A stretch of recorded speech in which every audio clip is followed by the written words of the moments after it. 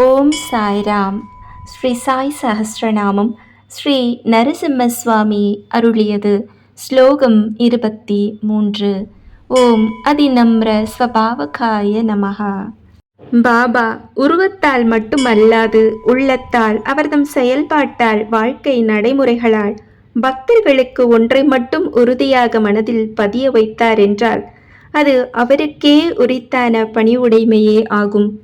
ஒருவர் தமக்கு எதை செய்த போதிலும் சற்றும் பதிலுக்கு வெறுப்பை காட்டாதவர், மாறாக அன்பையும் பணிவையும் வெளிக்காட்டியவர்.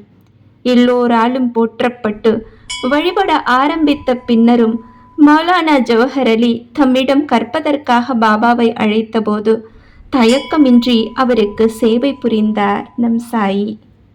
ஓம் அதிநம்ர ஸ்வபாவகாய நமஹ. அதிநம்ர, அதி என்றால் மிகவும், நம்ர என்றால் பணிவான, ஸ்வபாவகாய என்றால் ஸ்வ தனதேயான, பாவ தன்மை, காய உருவாக இருப்பவர். மிகவும் பணிவான தனதேயான தன்மையான உரு கொண்டவருக்கு நமஸ்காரம். நானாவலி ஒரு தினம் பாபாவை அவர்தம் ஆசனத்தில் இருந்து எழச் சொல்லி தான் போய் அமர்ந்தான்.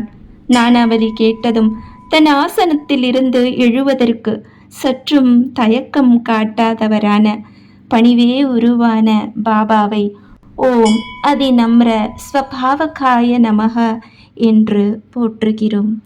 ஜெய் ஜெய் சாய்ராம்.